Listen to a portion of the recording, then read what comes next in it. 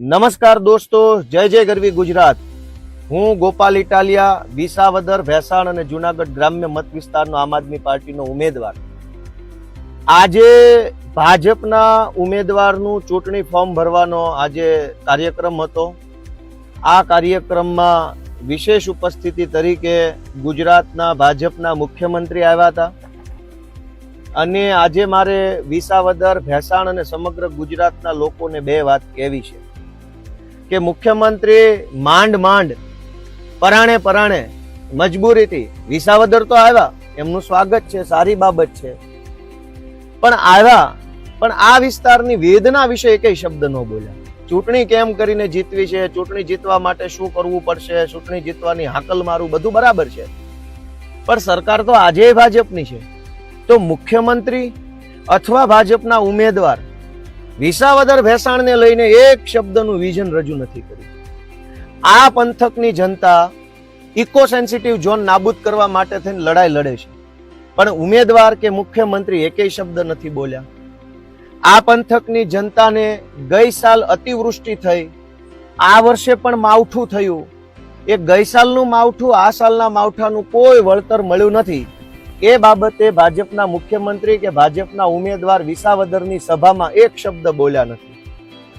આ પંથકની અંદર ગઈ સાલ ટેકાના ભાવના ખરીદી કેન્દ્રોની અંદર ભયંકર લૂંટફાટ થઈ. રજીસ્ટ્રેશન દીઠ ખેડૂતો પાસેથી પૈસા પડાવવામાં આવ્યા, અને આ પૈસા પડાવ્યા એ બાબતે ભાજપના ઉમેદવાર કે મુખ્યમંત્રી એકેય શબ્દ આજે વિસાવદરની સભામાં નથી બોલ્યા. આ પંથકની અંદર નવી જમીન માપણીના કારણે અનેક ખેડૂતો પરેશાન છે, પણ ભાજપના ઉમેદવાર કે મુખ્યમંત્રી આજે એક શબ્દ નથી બોલ્યા આ બાબત ઉપર. આ પંથકમાં વિસાવદર અને ભેસાણ પંથકના અનેક ગામડાઓમાં સૌની યોજનાનું પાણી નથી પહોંચ્યું ખેતરે, પણ આજની સભામાં ઉમેદવાર ભાજપનો કે મુખ્યમંત્રી એકેય શબ્દ બોલ્યા નથી. આ પંથકની અંદર ગિરનાર પર્વત છે, અનેક નાની મોટી ધાર છે, નાના મોટા વોંકળા છે, નાના મોટા વેણ છે. આ વોકળા, આ વેણ, આ ધારની ઉપર જો ડેમ બનાવવામાં આવે તો આ વિસ્તારની અંદર ખેડૂતો સોનું પકવી શકે એટલી તાકાત છે. પણ ભાજપના ઉમેદવાર કે ભાજપના મુખ્યમંત્રી એકેય શબ્દ નથી બોલ્યા કે આ ડેમ, ચેક ડેમ નાના ક્યારે બનશે જેથી કરીને ખેડૂતના ખેતરે પાણી આવે. દોસ્તો, આ પંથકની અંદર ગરીબ પબ્લિક, આમ જનતા જે છે એ સરકાર પાસેથી 100 વારીઓ પ્લોટ માંગે છે કે ભાઈ જો ગરીબ માણસ જેની પાસે ઘરનું ઘર નથી અને જો 100 વારીઓ પ્લોટ મળશે તો એ પોતાના ઘરે શાંતિથી રહેશે. પણ ભાજપના ઉમેદવાર કે ભાજપના મુખ્યમંત્રીએ 100 વારીયા પ્લોટ બાબતે કોઈ આજે નિવેદન નથી આપ્યું. બસ ચૂંટણી જીતવી છે, કાર્યકર્તાઓ તૈયાર થઈ જાઓ, બદલો લેવાનો છે, આમ કરવાનું છે, ફિલોસોફી. આ પંથકની અંદર અનેક ગરીબ પરિવારો છે જેની પાસે બીપીએલ નું કાર્ડ નથી, અથવા તો બીપીએલ નું કાર્ડ છે તો 0 થી 16 નંબરનો સ્કોર નથી. તો નવો બીપીએલ નો સર્વે ક્યારે થશે, ગરીબ માણસને બીપીએલ નું કાર્ડ ક્યારે મળશે, એ બાબત અંગે ભાજપના મુખ્યમંત્રી કે ભાજપના ઉમેદવારે આજની વિસાવદરની સભામાં એકેય શબ્દ બોલ્યા નથી. આ પંથકના ખેડૂતો છે એ પૂરતો ભાવ માંગે છે. તલનો ભાવ નથી આવતો, ડુંગળી પાકે તો ડુંગળીનો ભાવ ન આવે, મગફળીનો ભાવ નથી આવતો. ફાંકા ફોજદારી એવી થઈ હતી ભાજપ વાળા દ્વારા કે ખેડૂતોની આવક ડબલ કરવામાં આવશે. હકીકત એ છે કે ખેડૂતોના ખર્ચા ડબલ થઈ ગયા છે, બિયારણના, દવાના, ખાતરના, મજૂરીના. પણ આજે ખેડૂતોની આવક ડબલ કરવાની વાત તો ઘરે રહી. ખેડૂતની જણસનો પૂરો ભાવ ક્યારે મળશે એ બાબત ઉપર ભાજપના ઉમેદવારે કે ભાજપના મુખ્યમંત્રી એક શબ્દ નથી બોલ્યા. બસ ચૂંટણી જીતવી છે, હાકલ મારું છું, હવે આપણે જીતવું છે, આમ કરવું છે. આ પંથકની અંદર રત્ન કલાકારો ખૂબ મોટી સંખ્યામાં છે. આ રત્ન કલાકાર ભાઈઓ આજે મંદીનો સામનો કરી રહ્યા છે. પરિવારના 4 છેડા ભેગા કરવા મુશ્કેલ પડે છે, બાળકોને ભણાવવા મુશ્કેલ પડે છે, અને આ સાથે મુશ્કેલી એટલી બધી વેઠવી પડે છે. આમ છતાંય રત્ન કલાકારોના પરિવારના કલ્યાણ માટે, રત્ન કલાકારોના જે બીમાર, વૃદ્ધ, અશક્ત માવતર હોય એના માટે ભાજપની સરકાર શું કરશે એ બાબત વિશે ભાજપના ઉમેદવાર કે મુખ્યમંત્રી એકેય શબ્દ નથી બોલ્યા. આ પંથકની અંદર ભાજપના કેટલાક નેતાઓએ ભ્રષ્ટાચારમાં દાટ વાળ્યો છે, દાટ.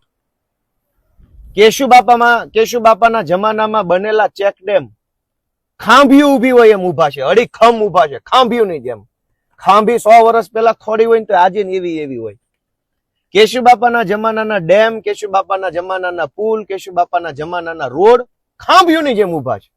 અને આ ભાજપના રાજમાં બનેલા રોડ 2 મહિના નથી હાલતા. આટલી હદે ભ્રષ્ટાચાર ભાજપના માણસોએ જુનાગઢ જિલ્લામાં કર્યો છે. એ બાબત ઉપર ભાજપના ઉમેદવાર કે ભાજપના મુખ્યમંત્રી આજે એક શબ્દ નથી બોલ્યા.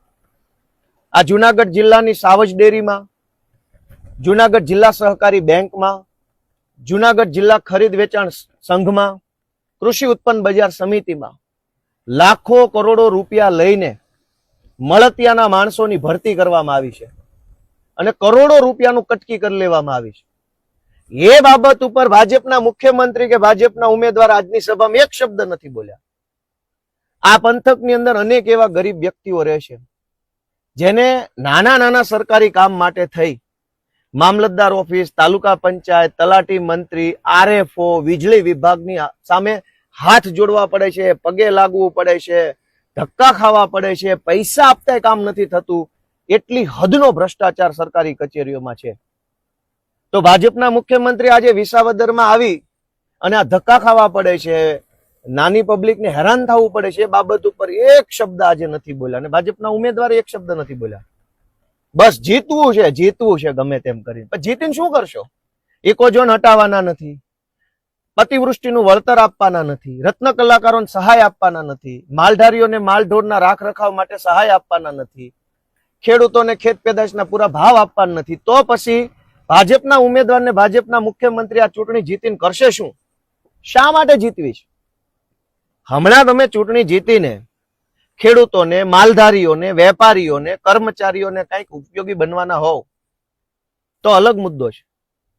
દોસ્તો, કહેતાય શરમ લાગે કે મુખ્યમંત્રી વિસાવદર સુધી આવ્યા પણ વિસાવદરના વિકાસની એક પણ વાત એના મોઢામાંથી બહાર ન આવી. આ કરુણતા છે, આ દુર્ભાગ્ય છે, લોકશાહીની હત્યા છે. આ ચૂંટણી આવી છે દોસ્તો, અનેક મુદ્દાઓ છે. કહેવા બેસીશ તો મુદ્દાઓનો પાર નથી.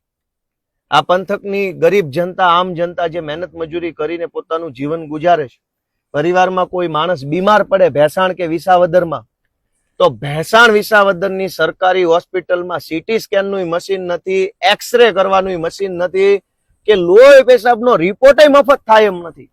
તો ગરીબ માણસે ક્યાં જવાનું? કોઈ ખેતરોમાં કેરી વેડવાનું કામ કરતા હોય, તલ વાઢવાનું કામ કરતા હોય, કે ઓણીઓ ચલાવતા હોય, દંતાળ ચલાવવાનું કામ કરતા હોય, એવા મજૂરી કરતા વ્યક્તિઓ હોય, એના પરિવારમાં કોઈ બીમાર પડે અને એક્સરે પડાવવાનો થાય તો વિસાવદર કે ભેસાણના સરકારી દવાખાનામાં સારું હાઈ ટેકનોલોજી એક્સરે મશીન નથી. તો વિસાવદરના ભાજપના ઉમેદવારને ભાજપના મુખ્યમંત્રી આ બાબત ઉપર એકેય શબ્દ બોલતા નથી. આ પંથકમાં અનેક ગરીબ લોકો છે જેને સરકારી યોજનાનો લાભ નથી મળતો. સાધન સહાય યોજના હોય, કોઈ અન્ય યોજના, શિક્ષણને લગતી યોજના હોય, વ્યવસાયને લગતી યોજના હોય, તો કોઈને એનો લાભ નથી મળતો. તો દોસ્તો, આ લાભ ક્યારે મળશે? અને એટલે હું બધા ખેડૂતોને, આ પંથકના આગેવાનોને વિનંતી કરું છું કે મોરો લાવી દેવાનો છે. મોરો ભટકાડવાનો, મોરો ભાજપની સામે મોરો ભટકારી દેવાનો છે આ વખતે, એવી મારી વિસાવદર, ભેસાણ, જુનાગઢ ગ્રામ્યના સૌ લોકોને વિનંતી છે. જય હિન્દ, જય ગરવી ગુજરાત.